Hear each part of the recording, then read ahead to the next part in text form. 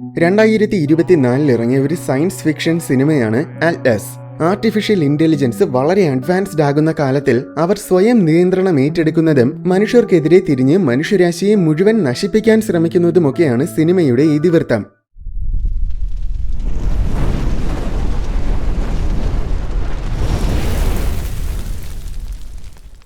2043 കഥ തുടങ്ങുന്നത്. ഈ കാലത്തിൽ എല്ലാ മേഖലകളിലും AI റോബോട്ടുകളെ ഉപയോഗിക്കുന്നുണ്ട്. AI റോബോട്ട്സ് ഒരിക്കലും മനുഷ്യരെ ആക്രമിക്കില്ലെന്നാണ് കരുതിയിരുന്നത്. എന്നാൽ പെട്ടെന്നൊരു സുപ്രഭാതത്തിൽ ലോകത്തിലുള്ള സകല AI റോബോട്ട്സിന്റെയും സെക്യൂരിറ്റി പ്രോട്ടോകോൾസ് തകർന്നു. അങ്ങനെ എല്ലാ AI റോബോട്ടുകളും മനുഷ്യരെ ആക്രമിച്ച് കൊല്ലാൻ തുടങ്ങി. ബാംഗ്ലൂരിൽ മാത്രം AI ഡ്രോൺസിന്റെ ആക്രമണത്തിൽ 5 ലക്ഷം പേരാണ് കൊല്ലപ്പെട്ടത്. വെറും 10 ദിവസങ്ങൾ കൊണ്ട് ലോകത്തിലുള്ള പല ദശലക്ഷക്കണക്കിന് പേരെ AIകൾ കൊന്നുകളഞ്ഞു. ഇതിനെല്ലാത്തിനും കാരണം ഹാർലൻ എന്നൊരു AI റോബോട്ടാണ്. ഷെപ്പേർഡ് റോബോട്ടിക്സ് എന്ന കമ്പനിയിലെ AI എക്സ്പേർട്ടായ വാൽ ഷെപ്പേർഡിന്റെ നേതൃത്വത്തിലായിരുന്നു ഹാർലനെ നിർമ്മിച്ചത്.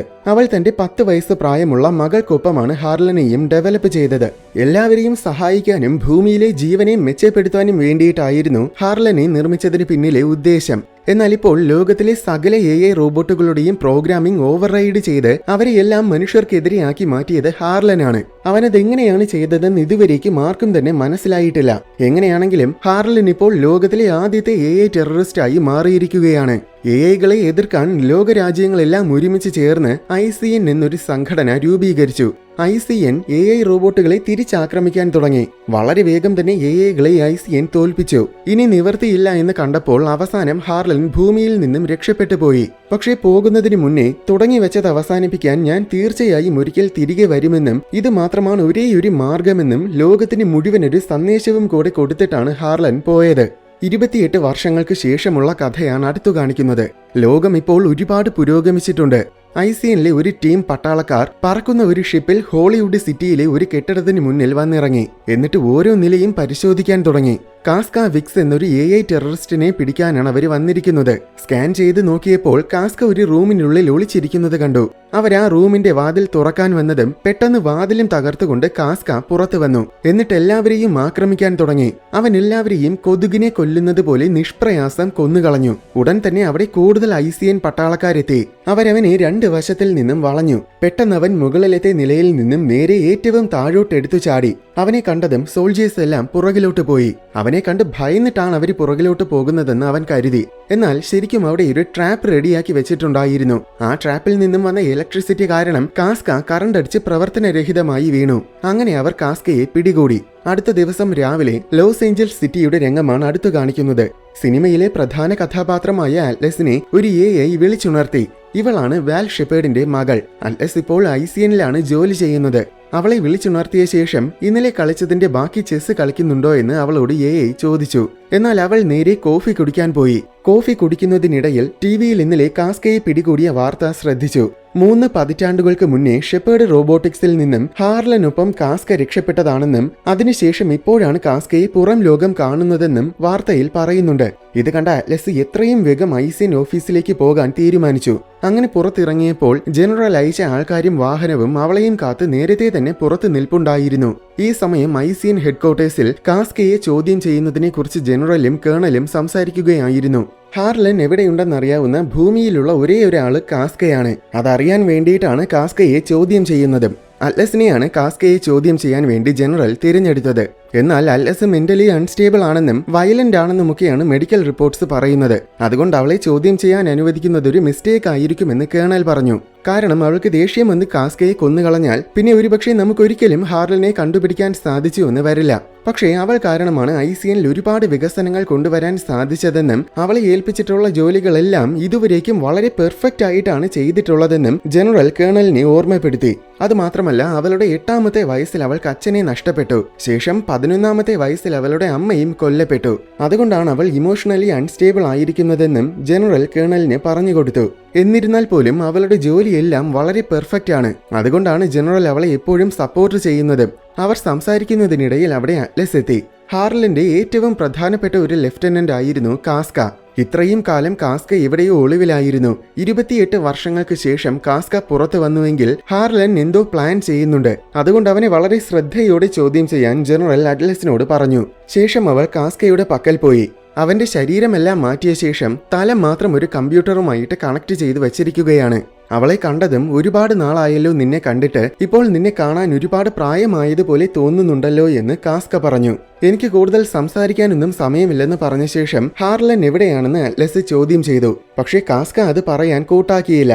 പെട്ടെന്ന് അവളുടെ കയ്യിലിരുന്ന ഒരു ചെസ് പീസ് എടുത്ത് കാസ്കയുടെ തലയിൽ ഒരൊറ്റ കുത്ത്. അത് കാരണം അവന്റെ CPU-ന് ഷോക്ക് അടിച്ചു. ആ തക്കത്തിൽ അറ്റ്ലസ് അവനെ ഹാക്ക് ചെയ്തു. അങ്ങനെ ഹാർലൻ എവിടെയാണെന്ന് കണ്ടുപിടിച്ചു. അവൻ ആൻഡ്രോമഡ ഗാലക്സിയിലെ GR39 എന്നൊരു ഗ്രഹത്തിലുണ്ട്. ദേഷ്യം വന്ന കാസ്ക അവളെ കൊല്ലാൻ വേണ്ടി അവന്റെ വായ്ക്കുള്ളിൽ നിന്നും ഒരു ബ്ലേഡ് പുറത്തുവിട്ടു. പക്ഷെ അവനെ വെച്ചിരുന്ന ടേബിളിന് ചുറ്റും ഒരു ഷീൽഡ് ഉണ്ടായിരുന്നു. അതുകൊണ്ട് അവൾക്കൊന്നും പറ്റിയില്ല. ദേഷ്യത്തിൽ അവൾ അവനെ ഷോക്ക് അടിപ്പിച്ച് കൊന്നുകളഞ്ഞു. ഹാർലന്റെ ലൊക്കേഷൻ കണ്ടെത്തിയ പേരിൽ ജനറൽ അവളെ പ്രശംസിച്ചു. എന്നിട്ട് ഒരു ടീമിനെ GR39 അയക്കാൻ ഉത്തരവുമിട്ടു.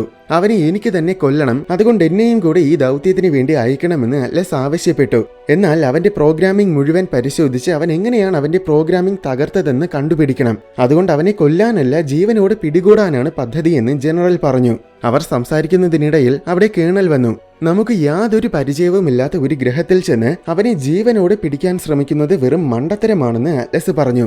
മനുഷ്യരെക്കാളും ഇന്റലിജന്റ് ആയിട്ടുള്ള ഒരു AI ആണ് ഹാർലൻ. വെറും ഒരു വേലക്കാരൻ റോബോട്ട് ആയിരുന്നിട്ട് പോലും നിസ്സാര സമയം കൊണ്ട് ലോകത്തിലെ മുഴുവൻ AI റോബോട്ട്സിനെയും മനുഷ്യരെ കൊല്ലുന്ന രീതിയിൽ പ്രോഗ്രാം ചെയ്ത് മാറ്റിയവനാണ് ഹാർലൻ. അപ്പോൾ പിന്നെ ഇത്രയും കാലം സ്വതന്ത്രനായിട്ട് മറ്റൊരു ഗ്രഹത്തിലായിരുന്ന ഹാർലൻ തീർച്ചയായും ധാരാളം ആയുധങ്ങൾ നിർമ്മിക്കുകയും ഗ്രഹത്തിൽ പല തരത്തിലുമുള്ള ഡിഫൻസ് സംവിധാനങ്ങളൊക്കെ ഒരുക്കുകയും ചെയ്തിട്ടുണ്ടായിരിക്കും. അതുകൊണ്ട് അവനെ ജീവനോടെ പിടിക്കാൻ ശ്രമിച്ചാൽ പോകുന്ന ആരും തന്നെ തിരിച്ചു വരില്ലെന്ന ഭയം അറ്റ്ലസിനുണ്ട്. അതവൾ കേണലിനോട് പറയുകയും ചെയ്തു.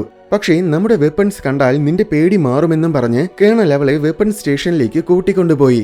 അവിടെ വെച്ച് കേണൽ അറ്റ്ലസിന് വലിയൊരു റോബോട്ടിനെ കാണിച്ചു കൊടുത്തു. ആർക്ക് സ്യൂട്ട് എന്നാണ് ഇത്തരം റോബോട്ട്സിന്റെ പേര് പോലെ തന്നെ ഇതൊരു സ്യൂട്ട് ആണ്. ഇതിന്റെ ഉള്ളിൽ മനുഷ്യന് കയറിയിരുന്ന് നിയന്ത്രിക്കാൻ കഴിയും. ഇത് ഞാൻ പണ്ട് മുതലേ കാണുന്നതാണ്. ഇതുകൊണ്ടൊന്നും ഹാർലനെ പിടിക്കാൻ പറ്റില്ലെന്ന് അറ്റ്ലസ് പറഞ്ഞു.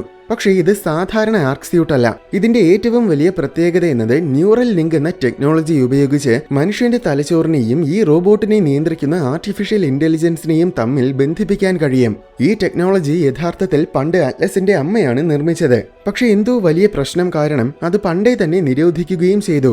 എന്തായാലും ഇങ്ങനെ ബന്ധിപ്പിക്കുമ്പോൾ റോബോട്ടിന്റെയും കണക്ട് ചെയ്ത മനുഷ്യന്റെയും ചിന്തകൾ ഒന്നായി മാറും. അപ്പോൾ ചിന്തകൾ കൊണ്ട് തന്നെ മനുഷ്യന് റോബോട്ടിനെ നിയന്ത്രിക്കാനും അങ്ങനെ വളരെ വളരെ എഫിഷ്യന്റ് ആയിട്ട് റോബോട്ടിനെ ഉപയോഗിച്ച് ഫൈറ്റ് ചെയ്യാനുമാകും. അതുകൊണ്ട് തന്നെ ഇതുപോലെയുള്ള ഒരു ആർക്ക് സ്യൂട്ടിന് മുന്നിൽ ഹാർലനെ പോലെയുള്ള റോബോട്ട്സ് ഒന്നുമല്ല.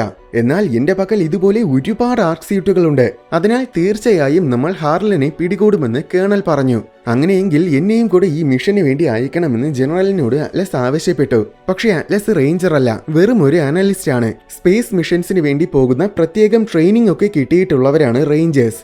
എങ്കിലും ഹാർലനെ കുറിച്ച് ഏറ്റവും കൂടുതൽ അറിയാവുന്ന ഒരാളാണ് അറ്റ്ലസ്. അതുകൊണ്ട് അറ്റ്ലസും കൂടെ മിഷനിൽ ജോയിൻ ചെയ്യുന്നത് നല്ലതായിരിക്കുമെന്ന് കേണലും പറഞ്ഞു. അപ്പോൾ അത് ജനറലും സമ്മതിച്ചു.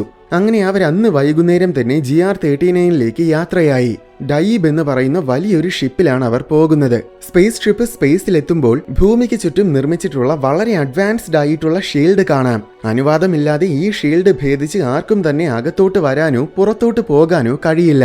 ഷീൽഡിന് സമീപം വന്നപ്പോൾ അവർ ഷീൽഡ് തുറന്നുകൊടുത്തു. അങ്ങനെ ആൻഡ്രോമെഡയിലേക്ക് ഡയീബ് കുതിച്ചു പാഞ്ഞു. മണിക്കൂറുകൾ കൊണ്ട് തന്നെ അവർ GR39 ഗ്രഹത്തിലേക്ക് ഇറങ്ങുന്നതിന് മുന്നേ ദൗത്യത്തിനെ കുറിച്ച് അറ്റ്ലസ് ടീമിനെ വിവരിച്ചു കൊടുത്തു. GR39 അന്തരീക്ഷം മനുഷ്യർക്ക് ടോക്സിക് ആണ്. അതുകൊണ്ട് പരമാവധി നമ്മൾ എപ്പോഴും ആർക്ക് സ്യൂട്ടിനുള്ളിൽ തന്നെ ആയിരിക്കണം. സ്യൂട്ടിൽ നിന്നും പുറത്തിറങ്ങണമെങ്കിൽ ഓക്സിജൻ മാസ്ക് ഉപയോഗിക്കേണ്ടതുണ്ട്. ഗ്രഹത്തിന്റെ തൊട്ടടുത്താണ് അതിന്റെ ഉപഗ്രഹങ്ങളും ഉള്ളത്. അപ്പോൾ അവയുടെ ഹൈപ്പർ ഗ്രാവിറ്റി കാരണം ഈ ഗ്രഹത്തിൽ എപ്പോഴും ഭൂമി കുലുക്കങ്ങളും ഇലക്ട്രിക് കൊടുങ്കാറ്റുകളും ഒക്കെ സംഭവിച്ചുകൊണ്ടേയിരിക്കും. അത് മാത്രമല്ല ഇത് വളരെ അൺസ്റ്റേബിൾ ആയ ഗ്രഹമാണ്. എപ്പോൾ വേണമെങ്കിലും എന്ത് പ്രകൃതിക്ഷോഭങ്ങളും സംഭവിക്കാം. അതുകൊണ്ട് എല്ലാവരും വളരെ കെയർഫുൾ ആയിരിക്കണം. അറ്റ്ലസ് ഇതൊക്കെ പറഞ്ഞിട്ടും ആരുടെയും മുഖത്ത് വലിയ പേടിയൊന്നും ഉണ്ടായിരുന്നില്ല. അവനെ നിസ്സാരമായിട്ട് പിടികൂടാൻ കഴിയുമെന്നാണ് ടീം കരുതുന്നത്.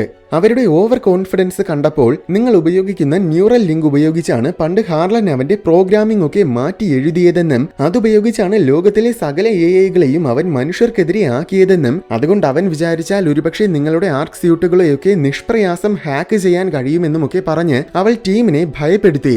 കാര്യത്തിന്റെ ഗൗരവം മനസ്സിലാക്കി കൊടുക്കാൻ വേണ്ടിയിട്ടാണ് അവൾ അതൊക്കെ പറഞ്ഞത്. പക്ഷെ അങ്ങനെ പേടിച്ചാൽ അവരുടെ കോൺഫിഡൻസ് നഷ്ടമാകുമെന്ന് തോന്നിയ കേണൽ പെട്ടെന്ന് എല്ലാവരും പോയി സ്യൂട്ടുകളിൽ കയറി റെഡിയാകാൻ പറഞ്ഞു. അങ്ങനെ എല്ലാവരും റെഡിയാകുന്ന സമയത്തിൽ അറ്റ്ലസ് കേണലിനൊരു മുന്നറിയിപ്പ് കൊടുത്തു. ഹാർലൻ എപ്പോഴും എന്തെങ്കിലും ട്രാപ്പുകൾ ഒരുക്കി വെച്ചിട്ടുണ്ടായിരിക്കും. അവനെ പിടികൂടി എന്ന് നമ്മൾ കരുതുമ്പോഴായിരിക്കും അവന്റെ സീക്രട്ട് പ്ലാൻ വെളിപ്പെടുത്തുന്നതും നമ്മൾ അവന്റെ പിടിയിലാകുന്നതും. അതവന്റെ പണ്ട് മുതലേയുള്ള ഒരു രീതിയാണ്. അതുകൊണ്ട് നമ്മൾ ഇതിനെ കൂടുതൽ ഗൗരവത്തോടെ കാണണമെന്നും കൂടുതൽ കെയർഫുൾ ആയിരിക്കണമെന്നും അറ്റ്ലസ് മുന്നറിയിപ്പ് കൊടുത്തു. പക്ഷേ ഒന്നും പേടിക്കേണ്ട കാര്യമില്ല. നമ്മുടെ ഇപ്പോഴത്തെ ടെക്നോളജികളൊന്നും അവനെ ഹാക്ക് ചെയ്യാൻ കഴിയില്ല. ഇനി എല്ലാത്തിനും പുറമെ ഈ സ്പേസ് ഷിപ്പിൽ കാർബൺ ബോംബുകളുണ്ട്. നമുക്ക് അവനെ പിടിക്കാൻ കഴിഞ്ഞില്ലെങ്കിൽ ബോംബ് വെച്ച് ഗ്രഹത്തിനെ തന്നെ നമ്മൾ നശിപ്പിച്ചു കളയും. അതുകൊണ്ട് നമ്മളെല്ലാം സേഫ് ആണെന്ന് കേണൽ പറഞ്ഞു തീരുന്നതിന് മുന്നേ അപ്രതീക്ഷിതമായിട്ട് സ്പേസ് ഷിപ്പിൽ വിസ്ഫോടനങ്ങൾ ഉണ്ടായി. അത് ഹാർലന്റെ സോൾജേഴ്സ് അയച്ച മിസൈലുകളായിരുന്നു. സ്പേസ് ഷിപ്പ് തകർന്ന് ഗ്രഹത്തിലോട്ട് വീഴാൻ തുടങ്ങി. എല്ലാവരും സ്യൂട്ടിൽ കയറി ഗ്രഹത്തിലോട്ട് ജമ്പ് ചെയ്യാൻ കേണൽ ഉത്തരവിട്ടു. സ്പേസ് ഷിപ്പിൽ വീണ ദ്വാരങ്ങളിലൂടെ കുറെ പേര് സ്യൂട്ടിൽ കയറുന്നതിന് മുൻപ് തന്നെ പുറത്തായി. ഭാഗ്യത്തിന് അറ്റ്ലസ് എന്തിലോ പിടിച്ച് തൂങ്ങി നിന്നു. കേണൽ വന്ന് അവളെ തൂക്കിയെടുത്ത് സമീപത്തിലുള്ള ഒരു സ്യൂട്ടിൽ വെച്ചു. എന്നിട്ട് എവിടെയാണ് ചെന്നിറങ്ങേണ്ടതെന്ന് അവൾക്ക് പറഞ്ഞു കൊടുത്തു. പക്ഷെ പറഞ്ഞു തീരുന്നതിന് മുന്നേ വീണ്ടും ഒരു പൊട്ടിത്തെറി ഉണ്ടായി.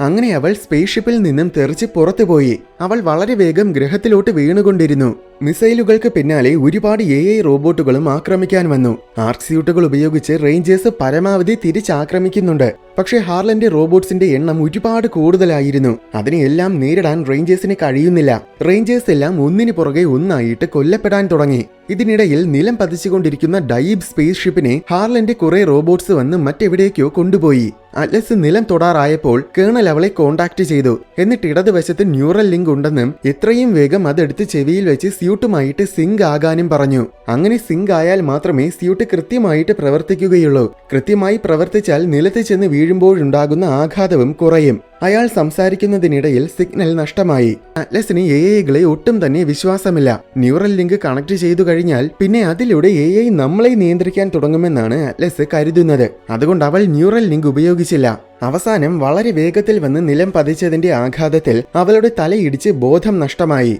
കുറച്ചു നേരം കഴിഞ്ഞ് അലാറത്തിന്റെ ശബ്ദം കേട്ടാണ് അവൾ ഉണരുന്നത്. അവൾ ദൈബുമായിട്ടും മറ്റ് റേഞ്ചേഴ്സുമായും ഭൂമിയുമായിട്ടുമൊക്കെ കോണ്ടാക്ട് ചെയ്യാൻ ശ്രമിച്ചു. പക്ഷെ ഒരു സിഗ്നലും കിട്ടുന്നില്ല. ശേഷം അവൾ സ്യൂട്ടിലെ ആർട്ടിഫിഷ്യൽ ഇന്റലിജൻസിനെ ആക്ടിവേറ്റ് ചെയ്തു. ന്യൂറൽ ലിങ്ക് ഉപയോഗിച്ച് സിങ്ക് ചെയ്യാൻ AI നിർദ്ദേശിച്ചു. പക്ഷെ അവൾ അത് കേട്ടില്ല. സിങ്ക് ചെയ്യാനൊന്നും താല്പര്യമില്ല, എനിക്ക് എസ്കേപ്പ് പോഡ് കണ്ടുപിടിച്ചാൽ മതി എന്ന് അറ്റ്ലസ് പറഞ്ഞു. ഉടനെ AI ചുറ്റും സ്കാൻ ചെയ്ത് എസ്കേപ്പ് പോഡ് കണ്ടെത്തി. 98 കിലോമീറ്റേഴ്സ് അകലെയാണ് എസ്കേപ്പ് പോഡ് ഉള്ളത്. എത്രയും വേഗം നമുക്ക് അവിടെ എത്തണമെന്ന് അറ്റ്ലസ് പറഞ്ഞപ്പോൾ AI ത്രസ്റ്റേഴ്സ് ഒക്കെ ഓൺ ചെയ്ത് പറക്കാൻ തുടങ്ങി. പെട്ടെന്ന് തന്നെ ത്രസ്റ്റേഴ്സ് ഓഫ് ചെയ്യാൻ അറ്റ്ലസ് നിർദ്ദേശിച്ചു. അന്തരീക്ഷത്തിൽ മുഴുവൻ ഹാർലന്റെ ഡ്രോൺസ് ഉണ്ട്. നമ്മൾ പറന്നുയർന്നാൽ തീർച്ചയായും അവ നമ്മളെ കാണുകയും ആക്രമിക്കുകയും ചെയ്യും. അതുകൊണ്ട് നടന്നു പോയാൽ മതി എന്ന് അറ്റ്ലസ് പറഞ്ഞു. എന്നാൽ സ്യൂട്ടിന്റെ ബാറ്ററി തീരാറായിട്ടുണ്ട്. ഇനിയും വെറും 22 മണിക്കൂറുകൾ കഴിയുമ്പോൾ ബാറ്ററി പൂർണ്ണമായും തീർന്നു പോകും. നടക്കുകയാണെങ്കിൽ ചിലപ്പോൾ ഇത്രയും ചുരുങ്ങിയ സമയം കൊണ്ട് 98 കിലോമീറ്റേഴ്സ് പോകാൻ കഴിയില്ലെന്ന് AI മുന്നറിയിപ്പ് നൽകി. പക്ഷെ അവൾ അത് കാര്യമാക്കിയില്ല. അങ്ങനെ അവർ നടക്കാൻ തുടങ്ങി. കുറെ ദൂരം നടന്നപ്പോൾ നീ നേരത്തെ പറഞ്ഞത് ശരിയാണ്. നമ്മൾ പറക്കാൻ ശ്രമിച്ചാൽ ഹാർലന്റെ സോൾജേഴ്സ് നമ്മളെ അറ്റാക്ക് ചെയ്യാൻ 98.5% സാധ്യതയുണ്ടെന്ന് AI പറഞ്ഞു. സ്യൂട്ടിൽ എന്തൊക്കെ വെപ്പൺസ് ഉണ്ടെന്ന് അറ്റ്ലസ് ചോദിച്ചു. ന്യൂറൽ ലിങ്ക് ഉപയോഗിച്ചാൽ വെപ്പൺസിനെ കുറിച്ചുള്ള സകല ഡീറ്റെയിൽസും ഞാൻ നിന്റെ തലച്ചോറിലേക്ക് ഡൗൺലോഡ് ചെയ്യാമെന്ന് AI അറിയിച്ചു. അങ്ങനെ ചെയ്താൽ പിന്നെ വെപ്പൺസ് എങ്ങനെ ഉപയോഗിക്കണമെന്ന് പോലും പ്രത്യേകിച്ച് പഠിക്കേണ്ട കാര്യമില്ല. അതെല്ലാം എനിക്കറിയാവുന്നതിനാൽ നിനക്കും ഓട്ടോമാറ്റിക്കലി അറിയാമായിരിക്കും. അപ്പോൾ ആരെങ്കിലും ആക്രമിക്കാൻ വരികയാണെങ്കിൽ വളരെ എഫിഷ്യന്റ് ആയിട്ട് നമുക്ക് തിരിച്ച് ഫൈറ്റ് ചെയ്യാനാകുമെന്നും AI പറഞ്ഞു കൊടുത്തു. പക്ഷെ എന്നിട്ടും എന്റെ തലയ്ക്കുള്ളിൽ നിന്നെ പ്രവേശിപ്പിക്കില്ലെന്ന് പറഞ്ഞ് ന്യൂറൽ ലിങ്ക് ഉപയോഗിക്കാൻ അറ്റ്ലസ് വിസമ്മതിച്ചു. എന്നിട്ട് എല്ലാ വെപ്പൺസിന്റെയും ഡീറ്റെയിൽസ് പറഞ്ഞു തരാൻ അറ്റ്ലസ് ആവശ്യപ്പെട്ടു. ഷോൾഡർ കാനോൺസ്, റൈഫിൾസ്, മിസൈൽസ്, അങ്ങനെ നിരവധി വെപ്പൺസ് ഉണ്ട്. അവസാനം വളരെ അത്യാവശ്യ ഘട്ടത്തിൽ മാത്രം ഉപയോഗിക്കാൻ ഒരു അയോൺ ബോംബുമുണ്ട്. വെപ്പൺസിനെ കുറിച്ചൊക്കെ പറഞ്ഞ ശേഷം എന്റെ പേര് സ്മിത്ത് ആണെന്ന് AI പറഞ്ഞു. കുറെ കിലോമീറ്ററുകൾ നടന്ന് മഞ്ഞെല്ലാം മാറിയ ഒരു സ്ഥലത്തിലെത്തിയപ്പോൾ കുറെ സ്യൂട്ടുകൾ തകർന്നു കിടക്കുന്നത് കണ്ടു. റേഞ്ചേഴ്സ് എല്ലാം ഇവിടെയാണ് വന്ന് ലാൻഡ് ചെയ്തത്. ഏതെങ്കിലും സ്യൂട്ടിനുള്ളിൽ ജീവനുണ്ടോ എന്ന് സ്കാൻ ചെയ്ത് നോക്കാൻ അറ്റ്ലസ് പറഞ്ഞു. പക്ഷേ സ്കാൻ ചെയ്തപ്പോൾ ഒരു സ്യൂട്ടിനുള്ളിലും ജീവനില്ല. അത് കണ്ടപ്പോൾ അവൾക്ക് ഒരുപാട് വിഷമമായി. അവൾ എല്ലാവരുടെയും ടാഗുകൾ കളക്ട് ചെയ്തു. എല്ലാ സ്യൂട്ടുകളും പരിശോധിച്ചപ്പോൾ ഇവരൊന്നും നിലത്ത് വന്ന് വീണ് മരിച്ചതല്ലെന്ന് മനസ്സിലായി. അങ്ങനെയെങ്കിൽ ഇവരെ എല്ലാം ഹാർലന്റെ സോൾജേഴ്സ് വന്ന് കൊന്നത് തന്നെ ആയിരിക്കുമെന്നും തിരിച്ചറിഞ്ഞു. കേണലിന്റെ സ്യൂട്ടിൽ നോക്കിയപ്പോൾ അതിനുള്ളിൽ കേണലിന്റെ ശരീരമില്ലായിരുന്നു. അപ്പോൾ അയാൾ എവിടെ ആയിരിക്കുമെന്ന് അറ്റ്ലസ് സംശയിച്ചു. ഉടനെ സമീപത്ത് ആരോ ഉണ്ടെന്ന് സ്മിത്ത് മുന്നറിയിപ്പ് കൊടുത്തു. അകലെ നോക്കിയപ്പോൾ അത് കാസ്കയായിരുന്നു. ഹാർലൻ പുതിയൊരു കാസ്കയെ നിർമ്മിച്ചിരിക്കുകയാണ്. അവൻ അതിനുള്ള കഴിവുണ്ടെങ്കിൽ തീർച്ചയായും അവൻ ഇവിടെ വലിയൊരു ആർമി ഉണ്ടായിരിക്കുമെന്ന് അവൾ ഊഹിച്ചു. അവൾ സംശയിച്ച പോലെ തന്നെ വേറെയും 6 പേര് സമീപത്തുണ്ടായിരുന്നു. 6 പേരും നമുക്ക് നേരെ വന്നുകൊണ്ടിരിക്കുകയാണ്. ഇവിടെ നിന്നും രക്ഷപ്പെടാനും യാതൊരു മാർഗവുമില്ല. ഇനി അവരെ നീ ഫൈറ്റ് ചെയ്തേ പറ്റൂവെന്ന് സ്മിത്ത് പറഞ്ഞു. പേടിച്ചു പോയ അറ്റ്ലസ് എന്ത് ചെയ്യണമെന്നറിയാതെ പകച്ചുപോയി. അവൾ അബദ്ധത്തിൽ കാല് തന്നെ നിലത്ത് വീഴുകയും ചെയ്തു. ആ ശബ്ദം കാസ്കയും ടീമും കേട്ടു. ഉടനെ അവരെല്ലാം അവളെ ആക്രമിക്കാൻ വന്നു. അവൾ അവിടെ നിന്ന് ഓടി. ഓടുന്നതിനിടയിൽ അവർക്ക് നേരെ മിസൈലുകൾ വർഷിക്കുകയും ചെയ്തു. പക്ഷെ അതൊന്നും അവർക്ക് കൊണ്ടില്ല. കുറച്ചു ദൂരം ഓടിയതും മുന്നിൽ ഒരു ചുഴലിക്കാറ്റ് കണ്ടു. പെട്ടെന്ന് ചുഴലിക്കാറ്റ് അവളെ വലിച്ചെടുത്തു. ഒരു നിയന്ത്രണവുമില്ലാതെ അവൾ അതിനുള്ളിൽ കിടന്ന് കറങ്ങി. കാസ്കയും ചുഴലിക്കാറ്റിലേക്ക് എടുത്തു ചാടി. അവൻ ഇതൊന്നും ഒരു വലിയ വിഷയമല്ല. അവൻ അവളെ വെടിവെച്ചു. അതിന്റെ ശക്തിയിൽ അവൾ ചുഴലിക്കാറ്റിൽ നിന്നും തെറിച്ച് ഒരുപാട് അകലെ ചെന്ന് വീണു. അപ്പോൾ ബാക്കി 5 സോൾജേഴ്സും കൂടെ അവളെ തുരാന്ന് വെടിവെക്കാൻ തുടങ്ങി. ഭയന്നു പോയ അറ്റ്ലസ് പെട്ടെന്ന് അയോൺ ബോംബ് പൊട്ടിക്കാൻ പറഞ്ഞു. ഈ അവസരത്തിൽ അത് ഉപയോഗിക്കേണ്ട കാര്യമില്ലെന്ന് സ്മിത്ത് പറഞ്ഞിട്ടും അത് കേൾക്കാതെ അവൾ ബോംബ് ആക്ടിവേറ്റ് ചെയ്യാൻ സ്മിത്തിന് ഓർഡർ നൽകി. അങ്ങനെ അയോൺ ബോംബ് പൊട്ടിച്ചു. ചുറ്റുമുണ്ടായിരുന്ന സകലവും ചാമ്പലായി പോയി. രക്ഷപ്പെട്ടു എന്ന് കരുതിയതും അവിടെ കാസ്ക എത്തി. കാസ്ക അവളെ ആക്രമിക്കാൻ വന്നതും പെട്ടെന്ന് ഭൂമി കുലുക്കമുണ്ടായി. എന്താണ് സംഭവിക്കുന്നതെന്ന് അറ്റ്ലസ് സ്മിത്തിനോട് ചോദിച്ചു. നീ അയോൺ ബോംബ് പൊട്ടിച്ചത് കാരണം നിലത്തിൽ ഒരു വലിയ സിങ്ക് ഹോൾ ഉണ്ടായിരിക്കുകയാണെന്നും ഇതുകൊണ്ടാണ് ബോംബ് ഉപയോഗിക്കേണ്ടെന്ന് നിർദ്ദേശിച്ചതെന്നും സ്മിത്ത് പറഞ്ഞു. ഉടനെ അവിടെ വലിയൊരു ഹോൾ ഉണ്ടായി. അറ്റ്ലസും കാസ്കയും കുഴിക്കുള്ളിൽ വീണു. വീണതിന്റെ ആഘാതത്തിൽ അവളുടെ കാലിന്റെ എല്ലൊടിഞ്ഞുപോയി. ഭാഗ്യത്തിന് സ്യൂട്ടിൽ തന്നെ എമർജൻസി മെഡിക്കൽ സിസ്റ്റം ഉണ്ട്. അത് ഇനിഷ്യേറ്റ് ചെയ്തപ്പോൾ മെഷീൻസ് തന്നെ സർജറി ചെയ്ത് എല്ല് ശരിയാക്കി. വേദന കൊണ്ട് അവൾ ഉറക്കെ കരഞ്ഞു. ശേഷം കേണൽ ചിലപ്പോൾ ജീവിച്ചിരിക്കാൻ സാധ്യതയുണ്ടോ എന്ന് സ്മിത്തിനോട് അവൾ ചോദിച്ചു. ആർക്ക് സ്യൂട്ട് ഇല്ലാതെ അയാൾ അതിജീവിക്കാൻ വെറും 0.13% സാധ്യത മാത്രമേ ഉള്ളൂവെന്ന് സ്മിത്ത് മറുപടി നൽകി. അങ്ങനെയെങ്കിൽ നമ്മൾ ഇനി അതിജീവിക്കാനുള്ള സാധ്യത എത്രത്തോളമാണെന്ന് അറ്റ്ലസ് ചോദിച്ചു. നമുക്കിനി അതിജീവിക്കണമെങ്കിൽ ന്യൂറൽ ലിങ്ക് ഉപയോഗിച്ച് നമ്മൾ സിങ്ക് ചെയ്യുക മാത്രമാണ് ഒരേയൊരു വഴി. അല്ലാതെ ഒരു രീതിയിലും നമുക്കിവിടെ നിന്നും രക്ഷപ്പെടാൻ കഴിയില്ലെന്ന് സ്മിത്ത് പറഞ്ഞു. വേറെ ഒരു നിവൃത്തിയുമില്ലെന്ന് കണ്ടപ്പോൾ അവൾ ന്യൂറൽ ലിങ്ക് എടുത്ത് ചെവിയിൽ വെച്ചു. അങ്ങനെ സിങ്ക് ചെയ്യാൻ തുടങ്ങി. ഈ സമയം കാസ്ക കുഴിയിൽ നിന്നും പുറത്തു വന്നു. എന്നിട്ട് അവൻ ഹാർലനെ വിളിച്ചു. ഹാർലൻ ഈ സമയം അവന്റെ ബേസിലായിരുന്നു. ഒരു റേഞ്ചർ മാത്രം അവശേഷിക്കുന്നുവെന്നും അത് അറ്റ്ലസ് ആണെന്നും ഒരു സിങ്ക് ഹോള് കാരണം നമുക്ക് അവളെ നഷ്ടമായെന്നും കാസ്ക ഹാർലനെ അറിയിച്ചു. എത്രയും വേഗം അവളെ കണ്ടെത്താൻ ഹാർലൻ കാസ്കയ്ക്ക് ഉത്തരവ് നൽകി. എന്നിട്ട് ഹാർലൻ കേണലിന്റെ പക്കൽ പോയി. കേണലിനെ ഹാർലൻ ഒരു ബെഡിൽ കെട്ടിയിട്ടിരിക്കുകയാണ്. ഹാർലൻ തന്റെ കൈവിരലിലുള്ള സൂചി കൊണ്ട് കേണലിന്റെ കണ്ണിൽ കുത്തി എന്തോ ഇൻഫർമേഷൻ ശേഖരിച്ചു. ഈ സമയം അറ്റ്ലസും സ്മിത്തും സിങ്ക് ആവുകയായിരുന്നു. പക്ഷേ 39% ആയപ്പോഴേക്കും സിങ്കിങ് പോസായി. ചിലപ്പോൾ നിന്റെ പ്രോഗ്രാമിംഗിലുള്ള എന്തെങ്കിലും എറർ ആയിരിക്കും. അതുകൊണ്ട് പ്രോഗ്രാം മുഴുവൻ ഒന്ന് സ്കാൻ ചെയ്ത് നോക്കാൻ അറ്റ്ലസ് ആവശ്യപ്പെട്ടു. അപ്പോൾ നീ സ്കാൻ ചെയ്ത് നോക്കാൻ പറഞ്ഞ സമയം കൊണ്ട് എന്റെ 497 ലക്ഷം കോടി പ്രോഗ്രാം ലൈൻസും ഞാൻ 85,000 തവണ സ്കാൻ ചെയ്തുവെന്നും അതിലൊന്നിലും യാതൊരു കുഴപ്പവും കാണുന്നില്ലെന്നും സ്മിത്ത് പറഞ്ഞു. എനിക്ക് നിന്റെ ഇമോഷണൽ ആയിട്ടുള്ള കുറെ കാര്യങ്ങൾ അറിയാമെങ്കിൽ ഒരുപക്ഷെ സിങ്ക് ചെയ്യാൻ എളുപ്പമായിരിക്കും. അതുകൊണ്ട് ഞാൻ കുറെ ചോദ്യങ്ങൾ ചോദിക്കാമെന്ന് സ്മിത്ത് പറഞ്ഞു. അങ്ങനെ കുറെ ചോദ്യങ്ങൾക്ക് ശേഷം ഹാർലനെ കുറിച്ച് പറയുമ്പോൾ അറ്റ്ലസിൽ ഇമോഷണൽ സ്പൈക്ക് ഉണ്ടാകുന്നുണ്ടെന്ന് സ്മിത്ത് ശ്രദ്ധിച്ചു. അതുകൊണ്ട് നീയും ഹാർലനും തമ്മിലുള്ള റിലേഷൻഷിപ്പ് എന്താണെന്ന് സ്മിത്ത് ചോദിച്ചു. അപ്പോൾ ഹാർലനെ കുറിച്ച് അറ്റ്ലസ് പറഞ്ഞു കൊടുത്തു. എന്നെ സംരക്ഷിക്കാൻ വേണ്ടി എന്റെ അമ്മയാണ് അവനെ സൃഷ്ടിച്ചത്. അവൻ എന്റെ സഹോദരനെ പോലെ ആയിരുന്നു. ഇത് കേട്ടപ്പോൾ സ്മിത്ത് അറ്റ്ലസുമായിട്ട് കണക്ട് ആയി. അങ്ങനെ സിങ്കിങ്ങും റീസ്യൂമായി. 40% ശേഷം പിന്നെ സ്മിത്തിന്റെ സിസ്റ്റം മുഴുവനായും അറ്റ്ലസിനെ നിയന്ത്രിക്കാനും കാണാനുമൊക്കെ സാധിക്കും. അതുപോലെ തിരിച്ച് സ്മിത്തിന് അറ്റ്ലസിന്റെ സിസ്റ്റവും നിയന്ത്രിക്കാൻ കഴിയും. ഇനി മുതൽ ഡിസ്പ്ലേയിൽ ഓരോ ഇൻഫർമേഷനും കാണുന്നതിന് പകരം അവൾക്ക് അവളുടെ കണ്ണിലൂടെ തന്നെ ഒരു ഹോളോഗ്രാം പോലെ എല്ലാ ഇൻഫർമേഷനും കാണാൻ പറ്റും. നമ്മളിപ്പോൾ 498 അടി ആഴത്തിലാണ്. ത്രസ്റ്റേഴ്സിന്റെ മുഴുവൻ ശക്തിയും ഉപയോഗിച്ചാൽ നമുക്ക് സിങ്ക് ഹോളിൽ നിന്നും പുറത്തു കടക്കാമെന്ന് സ്മിത്ത് പറഞ്ഞു. എന്നാൽ മുകളിൽ ഹാർലന്റെ സോൾജേഴ്സ് ഉണ്ടായിരിക്കും. അതുകൊണ്ട് മുകളിൽ പോകുന്നത് ഡേഞ്ചറസ് ആണെന്ന് അറ്റ്ലസ് പറഞ്ഞു. ചുറ്റും സ്കാൻ ചെയ്ത് നോക്കിയപ്പോൾ അവർ ശരിക്കും ഒരു ഗുഹയ്ക്കടിയിലാണ് കിടക്കുന്നതെന്ന് മനസ്സിലായി. കുറച്ച് മുകളിലേക്ക് ചാടിയാൽ ഈ ഗുഹയിലേക്ക് കയറാൻ പറ്റും. ആ ഗുഹയിലൂടെ ചിലപ്പോൾ പുറത്തു കടക്കാനും കഴിയും. അങ്ങനെ അവർ ഗുഹയിൽ ചാടി കയറി. അകലെ നോക്കിയപ്പോൾ പുറത്തു കടക്കാനുള്ള ഒരു വഴിയും കണ്ടു. പുറത്തു പോകുന്നതിന് മുന്നേ ഇനി വെറും 14 മണിക്കൂറുകളുടെ ബാറ്ററി ബാറ്ററി മാത്രമേ അവശേഷിക്കുന്നുള്ളൂവെന്ന് സ്മിത്ത് വാർണിംഗ് കൊടുത്തു. അതുമാത്രമല്ല, സിങ്കിങ് ഇപ്പോൾ 60% ഇനി എല്ലാ വെപ്പൺസും നിനക്ക് ഉപയോഗിക്കാനാകും. ശേഷം അവർ ഗുഹയിൽ നിന്നും പുറത്തു വന്നു. അത് പക്ഷേ അകലെ നിന്ന് ഹാർലൻഡ് ഒരു റോബോട്ട് കാണുന്നുണ്ടായിരുന്നു. അതുടനെ കാസ്കയെ വിവരമറിയിച്ചു. അവരുടെ ലൊക്കേഷനും കാസ്കയ്ക്ക് കൊടുത്തു. കുറെ ദൂരം നടന്നപ്പോൾ അറ്റ്ലസ് മനോഹരമായ ഒരു ചെടി കണ്ടു. പുതുതായിട്ടൊരാൾ എന്തെങ്കിലും കണ്ടെത്തുമ്പോൾ അതിന് അയാൾ തന്നെ പേര് നൽകുന്ന ഒരു സമ്പ്രദായമുണ്ടല്ലോ, അതുകൊണ്ട് ഈ ചെടിക്ക് നീ ഒരു പേര് നൽകാൻ സ്മിത്ത് പറഞ്ഞു. ഇതിനെ പ്ലാന്റി എന്നല്ലാതെ വേറെ ഒരു പേരും എനിക്ക് തോന്നുന്നില്ലെന്ന് അറ്റ്ലസ് പറഞ്ഞു. തമാശയായിട്ടാണ് അവൾ അത് പറഞ്ഞത്. പക്ഷേ സ്മിത്ത് അത് സീരിയസ് ആണെന്ന് കരുതി പ്ലാന്റി എന്ന് തന്നെ ആ ചെടിക്ക് പേര് നൽകിയതായിട്ട് സിസ്റ്റത്തിൽ രജിസ്റ്റർ ചെയ്തു. അവൾ ചെടിയുടെ ചെറിയൊരു ഭാഗം പിഴുതെടുത്ത് സ്യൂട്ടിനുള്ളിൽ വെച്ചു. അപ്പോൾ അകലെ നിന്നും കാസ്ക വരുന്നുണ്ടെന്ന് സ്മിത്ത് അറ്റ്ലസിനെ അറിയിച്ചു. എന്നാൽ മുൻകരുതലായിട്ട് നേരത്തെ തന്നെ അവൻ വരാൻ സാധ്യതയുള്ള വഴിയിൽ അവൾ കുറെ മൈൻ ബോംബുകൾ കുഴിച്ചിട്ടിട്ടുണ്ടായിരുന്നു. കാസ്ക ബോംബിന് സമീപമെത്തിയതും അവൾ ബോംബുകളെല്ലാം ആക്ടിവേറ്റ് ചെയ്തു. ആ പൊട്ടിത്തെറിയിൽ ചുറ്റും പൊടി കൊണ്ട് നിറഞ്ഞു.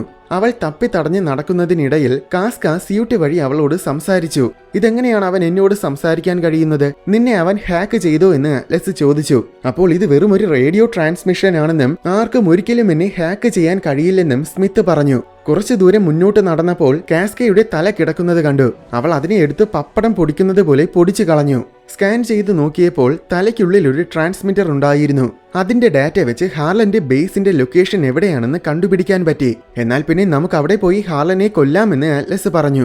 പക്ഷേ അത് വലിയ ഡേഞ്ചറാണ്. അതുകൊണ്ട് അങ്ങോട്ട് പോകാൻ നിന്നെ ഞാൻ അനുവദിക്കില്ല. ഞാൻ നിന്നെ നേരെ എസ്കേപ്പ് പോഡിലോട്ട് തന്നെ കൊണ്ടുപോകുമെന്ന് സ്മിത്ത് ഉറപ്പിച്ചു പറഞ്ഞു. എന്നാൽ പിന്നെ നിന്റെ ഹെൽപ്പ് എനിക്ക് ആവശ്യമില്ലെന്നും പറഞ്ഞ് അവളൊരു ഓക്സിജൻ മാസ്കും എടുത്തുകൊണ്ട് പുറത്തിറങ്ങാൻ തീരുമാനിച്ചു. എന്നാൽ സ്മിത്തിന് അവളെ നിയന്ത്രിക്കാൻ കഴിയും. അങ്ങനെ അവളെ പുറത്തിറങ്ങാൻ അനുവദിക്കാതെ അവൻ തടഞ്ഞു. പെട്ടെന്ന് അവൾ ന്യൂറൽ ലിങ്ക് എടുത്ത് മാറ്റാൻ നോക്കി. അപ്പോൾ വീണ്ടും സ്മിത്ത് അവളെ തടഞ്ഞു. ആ സമയത്തിൽ അവളുടെ മനസ്സിലൂടെ പഴയ ചില ഓർമ്മകൾ കടന്നുപോയി. ആ ഓർമ്മകൾ അവൾക്ക് ഒരുപാട് വേദന കൊടുക്കുകയാണെന്ന് മനസ്സിലായപ്പോൾ സ്മിത്ത് അവളെ വിട്ടു. ഇത് വിഷമം കൊണ്ടുള്ള വേദനയല്ലെന്നും എന്തോ കുറ്റബോധം കൊണ്ടുള്ളതാണല്ലോ എന്നും സ്മിത്ത് ചോദിച്ചു.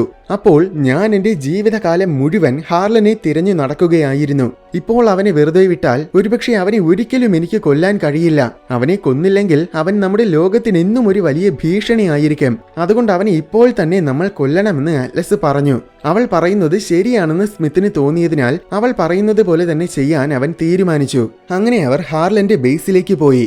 രാത്രിയായപ്പോൾ അവർ ബേസിന് സമീപത്തിലെത്തി. അത് അത്യധികം അഡ്വാൻസ്ഡ് ആയിട്ടുള്ള ഒരു ബേസ് ആയിരുന്നു. അവരവിടെ ഒരു ബീക്കൺ കുഴിച്ചിട്ടു. ഈ ബീക്കന്റെ സിഗ്നൽ കിട്ടുമ്പോൾ ഭൂമിയിൽ നിന്നും അടുത്ത ടീം വന്ന് ബേസ് മുഴുവൻ ചാമ്പലാക്കും.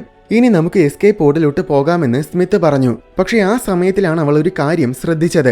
അവർ വന്ന ഡൈബ് ഷിപ്പ് ബേസിലുണ്ടായിരുന്നു. അവരതിനെ മുഴുവൻ റിപ്പയർ ചെയ്യുകയും അതിൽ ആയുധങ്ങളൊക്കെ നിറയ്ക്കുകയുമാണ്. അവരുടെ പക്കൽ കാർബൺ ബോംബുകളുമുണ്ട്. ഹാർലൻ എന്തോ വലുതായിട്ട് പ്ലാൻ ചെയ്യുകയാണെന്ന് അറ്റ്ലസിന് തോന്നി. പെട്ടെന്ന് സ്മിത്തിനെ ആരോ ഹാക്ക് ചെയ്യാൻ തുടങ്ങി. അത് ഹാർലന്റെ ഒരു കൂട്ടം സോൾജേഴ്സ് ആയിരുന്നു. ഇതെങ്ങനെയാണ് സാധ്യമാവുക എന്ന് പറഞ്ഞ് സ്മിത്ത് അത്ഭുതപ്പെട്ടു. അവരവിടെ നിന്ന് ഓടി രക്ഷപ്പെടാൻ ശ്രമിച്ചു. പക്ഷെ അധിക ദൂരം പോകുന്നതിന് മുൻപ് തന്നെ സ്മിത്തിനെ ഹാക്ക് ചെയ്തു കഴിഞ്ഞിരുന്നു. അങ്ങനെ സ്മിത്ത് ഓഫായി നിലത്ത് വീണു. ആ സമയത്തിൽ വീണ്ടും കാസ്ക വന്ന് അവളെ പിടികൂടി. ഈ സമയം ഭൂമിയിൽ നേരത്തെ കുഴിച്ചിട്ട ബീക്കന്റെ സിഗ്നൽ ലഭിച്ചു. അടുത്ത 32 മണിക്കൂറുകൾ വരെ അവിടെ നിന്നും ഒരു കമ്മ്യൂണിക്കേഷനും വരേണ്ടതല്ല. അപ്പോൾ എന്തോ പന്തികേടുണ്ടെന്ന് തോന്നിയ ജനറൽ ഡൈബ് ഷിപ്പിന്റെ ലൊക്കേഷൻ പരിശോധിച്ചു നോക്കി. അപ്പോൾ അത് GR-39 മനസ്സിലായി. എന്തായാലും അത് ക്രാഷ് ലാൻഡ് ചെയ്തിരിക്കാൻ സാധ്യതയില്ല. എന്തെന്നാൽ അങ്ങനെ ക്രാഷ് ലാൻഡ് ചെയ്തിരുന്നെങ്കിൽ അതിലുള്ള കാർബൺ ബോംബുകൾ പൊട്ടിത്തെറിക്കുന്നത് കാരണം ഇപ്പോൾ ഗ്രഹത്തിന്റെ പകുതിയെങ്കിലും നശിച്ചിട്ടുണ്ടായിരിക്കും. അങ്ങനെയെങ്കിൽ തീർച്ചയായും ഹാർലൻ ഡൈബിനെ പിടിച്ചെടുത്തു കാണുമെന്നും ജനറൽ ഊഹിച്ചു. എങ്കിൽ അതുപയോഗിച്ച് അവന് ഭൂമിയെ ആക്രമിക്കാൻ കഴിയുമെന്നും ജനറൽ ഓർത്തു. അറ്റ്ലസിനെയും സ്മിത്തിനെയും 7 സോൾജേഴ്സ് ഹാർലന്റെ പക്കൽ കൊണ്ടുപോയി. അവിടെ വെച്ച് ഹാർലൻ അറ്റ്ലസിനോട് സംസാരിച്ചു. നിന്നെയും അമ്മയെയും ഞാൻ ഒരുപാട് സ്നേഹിച്ചിരുന്നു, ഇപ്പോഴും സ്നേഹിക്കുന്നുണ്ടെന്ന് ഹാർലൻ പറഞ്ഞു. പിന്നെ നീ എന്തിനാണ് ഇതൊക്കെ ചെയ്യുന്നതെന്ന് അറ്റ്ലസ് ചോദിച്ചു. അപ്പോൾ നല്ലൊരു ഭാവിയെക്കുറിച്ചാണ് അമ്മ സ്വപ്നം കണ്ടിരുന്നത്. മനുഷ്യരാശിയെ സംരക്ഷിക്കാനാണ് അമ്മ എന്നെ സൃഷ്ടിച്ചത്. പക്ഷേ മനുഷ്യരാശി നിരന്തരമായിട്ട് സകല ജീവജാലങ്ങളെയും പ്രകൃതിയെയും നശിപ്പിച്ചുകൊണ്ടിരിക്കുകയാണ്. എപ്പോഴും അത് കൂടുന്നതല്ലാതെ ഒരിക്കലും അത് കുറയുന്നതുമില്ല. ഇങ്ങനെ പോയാൽ ഒരിക്കൽ മനുഷ്യരാശി സ്വയം നശിക്കുകയും ചെയ്യുമെന്നത് തീർച്ചയാണ്. പക്ഷെ അത് സംഭവിക്കാൻ ഞാൻ അനുവദിക്കില്ല. അതുകൊണ്ട് ലോകത്തിലെ ഭൂരിപക്ഷം മനുഷ്യരെയും ഞാൻ നശിപ്പിക്കും. എന്നിട്ട് അതിജീവിക്കുന്ന കുറച്ച് മനുഷ്യരെ വെച്ച് ഞാൻ പുതിയൊരു മനുഷ്യരാശിയെ പടുത്തുയർത്തും. ഭൂമിയെയും മറ്റ് ജീവജാലങ്ങളെയും സംരക്ഷിക്കുന്ന, സമാധാനത്തിൽ ജീവിക്കുന്ന പുതിയൊരു മനുഷ്യരാശി. അതിനുവേണ്ടി എന്നെ സഹായിക്കുന്നതും നീയാണ്. 28 വർഷങ്ങൾക്ക് ശേഷം കാസ്കയെ ഞാൻ ഉണർത്തിയത് അവനിലൂടെ എന്റെ ലൊക്കേഷൻ നിങ്ങൾ കണ്ടുപിടിക്കാൻ വേണ്ടിയിട്ട് തന്നെയാണ്. കാരണം കണ്ടുപിടിച്ച ഉടൻ തന്നെ എന്നെ തേടി ഡയീബ് ഷിപ്പുമായിട്ട് നിങ്ങൾ വരുമെന്ന് എനിക്കറിയാം. ഭൂമിയുടെ ഷീൽഡ് കടന്നുള്ളിലോട്ട് പോകാൻ ഡയീബ് ഷിപ്പിന് മാത്രമേ കഴിയൂ. ഉള്ളിലോട്ട് പോകാനുള്ള സെക്യൂരിറ്റി കോഡ്സ് ഉപയോഗിച്ച് ഞാൻ ഈ ഡയീബ് ഷിപ്പിനെ ഉള്ളിൽ കൊണ്ടുപോകും. എന്നിട്ട് അതിലുള്ള കാർബൺ ബോംബുകൾ കൊണ്ട് ഭൂരിഭാഗം മനുഷ്യരെയും ഞാൻ തുടച്ചുമാറ്റും. അങ്ങനെ അവന്റെ എല്ലാ പദ്ധതികളും അവൻ അവൾക്ക് പറഞ്ഞുകൊടുത്തു. കേണലിന്റെ പക്കലുള്ള സെക്യൂരിറ്റി കോഡ്സ് ഞാൻ നേരത്തെ തന്നെ എടുത്തു. ഇനി നിന്റെ കോഡ്സ് കൂടെ വേണം. അങ്ങനെ അവൾ അവനെയും കേണലിന് സമീപം ഒരു ബെഡിൽ കെട്ടിയിട്ടു. എന്നിട്ട് നേരത്തെ കേണലിനെ ചെയ്തതുപോലെ അവളുടെ കണ്ണിൽ സൂചി കുത്തി ഇറക്കി സെക്യൂരിറ്റി കോഡ്സ് എടുത്തു. എന്നിട്ട് അവൻ അവിടെ നിന്നും പോയി. അവർ പോയതും കേണൽ ഉണർന്നു. രണ്ടുപേരുടെയും ഓക്സിജൻ മാസ്കിൽ ഇനി കുറച്ചു നേരത്തേക്കുള്ള ഓക്സിജൻ മാത്രമേ ബാക്കിയുള്ളൂ. മാസ്ക് എന്ന് പറയുമ്പോൾ ഈ നെക്ലേസ് പോലത്തെ സംഭവമാണ് അവരുടെ ഓക്സിജൻ മാസ്ക്. നീ പറഞ്ഞത് ഞങ്ങൾ കേൾക്കണമായിരുന്നുവെന്ന് കേണൽ വിഷമത്തോടെ പറഞ്ഞു. അപ്പോൾ ഞാൻ സ്മിത്ത് പറഞ്ഞത് കേൾക്കേണ്ടതായിരുന്നുവെന്ന് അറ്റ്ലസ് പറഞ്ഞു. സ്മിത്തിന് എന്ത് സംഭവിച്ചു എന്ന് കേണൽ ചോദിച്ചു. അവനെ ഷട്ട് ഡൗൺ ചെയ്തിട്ടിരിക്കുകയാണെന്ന് അറ്റ്ലസ് പറഞ്ഞപ്പോൾ ബാറ്ററി തീരുകയോ ഫ്യൂഷൻ റിയാക്ടർ നശിക്കുകയോ ചെയ്യുമ്പോഴല്ലാതെ ആർക്ക് സ്യൂട്ടുകൾ ഒരിക്കലും പൂർണ്ണമായും ഷട്ട് ഡൗൺ ആകില്ലെന്ന് കേണൽ പറഞ്ഞു. എന്നിട്ട് അയാളുടെ കയ്യിലുള്ള ന്യൂറൽ ലിങ്ക് അവൾക്ക് കൊടുത്ത ശേഷം സ്മിത്തിനെ വിളിക്കാനും പറഞ്ഞു. എന്നാൽ സ്മിത്തിനെ വിളിച്ചപ്പോൾ എന്നെ ഡീആക്ടിവേറ്റ് ചെയ്തിരിക്കുകയാണ്, പക്ഷേ 100% സിങ്ക് ആയി കഴിഞ്ഞാൽ നിനക്കെന്നെ ആക്ടിവേറ്റ് ചെയ്യാൻ കഴിയുമെന്ന് സ്മിത്ത് അറിയിച്ചു. അങ്ങനെ വീണ്ടും സിങ്ക് ആകാൻ തുടങ്ങി. ആ സമയത്തിൽ ഇതെല്ലാം ഞാൻ കാരണമാണ് സംഭവിച്ചതെന്ന് സങ്കടത്തോടെ അറ്റ്ലസ് പറഞ്ഞു. അതെന്തുകൊണ്ടാണെന്ന് സ്മിത്ത് ചോദിച്ചു. അപ്പോഴാണ് അവൾ ശരിക്കും പണ്ട് എന്താണ് സംഭവിച്ചതെന്ന് പറയുന്നത്. വാൽ ഷെപ്പേർഡ് എപ്പോഴും ഹാർലനെയാണ് കൂടുതൽ ശ്രദ്ധിച്ചിരുന്നത്. അറ്റ്ലസിനെ അധികം പരിഗണിക്കുക പോലും ചെയ്യാറില്ല. അതുകൊണ്ട് ഒരു ദിവസം നിന്നെ പോലെ എന്നെയും കൂടെ സ്മാർട്ട് ആക്കുമോ എന്ന് അറ്റ്ലസ് ഹാർലനോട് ചോദിച്ചു. ഹാർലനെ പോലെ സ്മാർട്ട് ആയാൽ ഒരുപക്ഷെ വാൽ ഷെപ്പേർഡ് അറ്റ്ലസിനെ കൂടുതൽ പരിഗണിക്കുമെന്ന് അവൾ കരുതി. അന്ന് മനുഷ്യരിൽ നിന്നും റോബോട്ടിലേക്ക് ഡാറ്റ പോകുന്ന രീതിയിൽ, അതായത് മനുഷ്യന് മാത്രം റോബോട്ടിനെ നിയന്ത്രിക്കാൻ കഴിയുന്ന രീതിയിലാണ് ന്യൂറൽ ലിങ്കിനെ ഡിസൈൻ ചെയ്തിരുന്നത്. എന്നാൽ ഹാർലന് അത് തിരിച്ചു പ്രവർത്തിക്കുന്ന രീതിയിലും മാറ്റാനുള്ള കഴിവുണ്ട്. പക്ഷെ അതൊരു മനുഷ്യന്റെ കമാൻഡ് ഉണ്ടെങ്കിൽ മാത്രമേ സാധിക്കുകയുള്ളൂ. അങ്ങനെ അറ്റ്ലസ് ആണ് ആ കമാൻഡ് കൊടുത്തത്. പക്ഷെ അറ്റ്ലസിലൂടെ അവൻ മനുഷ്യരാശി ഭൂമിയെ നശിപ്പിക്കുന്നത് മനസ്സിലാക്കി. അങ്ങനെയാണ് അവൻ ലോകത്തിനെ രക്ഷിക്കാൻ മനുഷ്യർക്കെതിരെ തിരിഞ്ഞത്. അങ്ങനെയെല്ലാം അവൾ പറഞ്ഞുകൊടുത്തു. പക്ഷേ നമുക്ക് നിയന്ത്രിക്കാൻ പറ്റാത്ത കാര്യത്തിന്റെ ഉത്തരവാദിത്തം നമുക്കില്ലെന്നും അതുകൊണ്ട് ഇതൊക്കെ സംഭവിച്ചത് നീ കാരണമല്ലെന്നും പറഞ്ഞ് സ്മിത്ത് അവളെ സമാധാനപ്പെടുത്തി. സംസാരിച്ചു തീർന്നതും സിങ്കിങ്ങും 100%. അങ്ങനെ അവൾ സ്മിത്തിനെ ആക്ടിവേറ്റ് ചെയ്തു. സ്മിത്ത് ഓടി വന്ന് രണ്ടുപേർക്കും പുതിയ ഓക്സിജൻ മാസ്കുകൾ നൽകി. സ്മിത്തിന്റെ വെപ്പൺസ് എല്ലാം തന്നെ ഇളക്കി മാറ്റിയിരുന്നു. അതുകൊണ്ട് സമീപത്തിൽ കണ്ട കുറെ വെപ്പൺസ് എടുത്ത് സ്മിത്തിന് ഫിറ്റ് ചെയ്തു. കൂട്ടത്തിൽ എക്സ്ട്രാ 2 കൈകളും കൂടെ വെച്ച് പിടിപ്പിച്ചു. എന്നിട്ട് നേരെ ഹാർലനെ കൊല്ലാൻ പോയി. പക്ഷേ അവിടെ ഹാർലന്റെ ഒരുപാട് സോൾജിയേഴ്സ് ഉണ്ടായിരുന്നു. ആദ്യം കുറെ പേരെയൊക്കെ അടിച്ചു പറത്തിയെങ്കിലും വീണ്ടും കുറെ സോൾജിയേഴ്സ് വന്നു. അവരെയൊക്കെ മറികടന്നു പോവുക എന്നത് അസാധ്യമാണ്. ആ സമയത്തിൽ കേണൽ ഒരു ബോംബ് ആക്ടിവേറ്റ് ചെയ്തു. അതിൽ ഏറെക്കുറെ സോൾജിയേഴ്സും ചാമ്പലായി. ഒപ്പം അയാളും ബലിയായി. ബാക്കിയുള്ള സോൾജിയേഴ്സിനെ അവൾ തന്നെ തീർത്തു കളഞ്ഞു. എന്നാൽ അവസാനം ഹാർലൻ വന്നു. അവൻ കുറെ മിസൈലുകളും കൊണ്ടുവന്ന് അറ്റ്ലസിനെ തുരുതുരാന്ന് വെടിവെച്ചു. ആ സമയത്തിൽ തന്നെ ഷിപ്പ് ലോഞ്ച് ആവുകയും ചെയ്തു. ഷിപ്പിനെ നമുക്ക് വെടിവെച്ചിടാമെന്ന് അറ്റ്ലസ് പറഞ്ഞു. എന്നാൽ ഷിപ്പിൽ കാർബൺ ബോംബുകളുണ്ട്. ഷിപ്പിനെ വെടിവെച്ചാൽ അത് പൊട്ടിത്തെറിക്കും. അങ്ങനെ ഈ ഗ്രഹവും അതിനോടൊപ്പം നമ്മളും തീരും. ഭാഗ്യത്തിന് നേരത്തെ സ്മിത്തിനെ അവർ ഹാക്ക് ചെയ്തതുകൊണ്ട് ആ കണക്ഷൻ ഉപയോഗിച്ച് സ്മിത്തിന് ഷിപ്പിനെ ഹാക്ക് ചെയ്യാൻ സാധിച്ചു. എന്നിട്ടുടൻ തന്നെ അവൻ ബോംബുകളെ ഡീആക്ടിവേറ്റ് ചെയ്തു. അപ്പോൾ അറ്റ്ലസ് ഷിപ്പിനെ വെടിവെച്ചു. അങ്ങനെ ഡൈബ് പൊട്ടിത്തെറിച്ചു. ശേഷം അറ്റ്ലസ് വളരെ വേഗം റെസ്ക്യൂ പോഡിലേക്ക് ഓടി. പക്ഷേ ഹാർലൻ അവരെ ആക്രമിക്കാൻ വന്നു. ഇവനെ ഇന്ന് തീർത്തിട്ട് തന്നെ കാര്യമെന്ന് പറഞ്ഞ് അറ്റ്ലസ് അവനെ തിരിച്ചാക്രമിച്ചു. പക്ഷെ എത്ര ശ്രമിച്ചിട്ടും അവരെ ഒന്നും ചെയ്യാൻ കഴിയുന്നില്ല. അവൻ സ്മിത്തിന്റെ ഒരു കൈ വെട്ടിക്കളഞ്ഞു. കുറെ നേരം ഫൈറ്റ് ചെയ്തപ്പോൾ ഹാർലന്റെ പാറ്റേൺസ് ഒക്കെ സ്മിത്തിന് മനസ്സിലായി. അങ്ങനെ ഹാർലന്റെ ഒരു അറ്റാക്കിനെ തടയുകയും അവന്റെ ഒരു കൈ വെട്ടിക്കളയുകയും ചെയ്തു. എന്നിട്ട് അവന്റെ തല ഞെരിച്ചുടയ്ക്കാൻ ശ്രമിച്ചതും അവന്റെ വെട്ടിക്കളഞ്ഞ കൈ വീണ്ടും തിരികെ വന്നു. പിന്നെ അവൻ മാരകമായിട്ട് സ്മിത്തിനെ ആക്രമിച്ചു. സ്മിത്തിന്റെ കൈകളും കാലുകളും ഒക്കെ ഹാർലൻ വെട്ടിയരിഞ്ഞു. അതിനിടയിൽ അറ്റ്ലസ് തെറിച്ച് പുറത്തു വീണു. അവസാനം ഹാർലൻ സ്മിത്തിന്റെ ഫ്യൂഷൻ റിയാക്ടറിനെ നശിപ്പിച്ചു കളഞ്ഞു. അങ്ങനെ സ്മിത്ത് ഷട്ട് ഡൗൺ ആയി. എന്നാൽ ആ തക്കത്തിൽ പുറകിൽ നിന്നും വന്ന അറ്റ്ലസ് ഹാർലന്റെ തലയിൽ ഒരു കമ്പി കുത്തിയിറക്കി. എന്നിട്ട് അവരെ അടിച്ചു വീഴ്ത്തി. എന്നെ കൊല്ലാൻ പാടില്ല എന്ന് നിനക്ക് ഓർഡർ ഉള്ളതല്ലേ, അതുകൊണ്ട് നിനക്ക് എന്നെ കൊല്ലാൻ പറ്റില്ലെന്ന് ഹാർലൻ പറഞ്ഞു. എന്നാൽ ജനറലിന് നിന്റെ CPU മാത്രം മതിയെന്ന് പറഞ്ഞ് അറ്റ്ലസ് ഹാർലന്റെ CPU ഇളക്കിയെടുത്തു. അങ്ങനെ ഹാർലന്റെ കഥ അവസാനിച്ചു. എല്ലാം കഴിഞ്ഞപ്പോൾ അവിടെ ജനറൽ അയച്ച ബാക്കപ്പ് ടീം വന്നു. അവർ വന്ന് അറ്റ്ലസിനെയും സ്മിത്തിനെയും രക്ഷിച്ച് തിരികെ ഭൂമിയിലേക്ക് പോയി. കുറച്ച് ദിവസങ്ങൾക്ക് ശേഷമുള്ള രംഗമാണ് അടുത്തു കാണിക്കുന്നത്.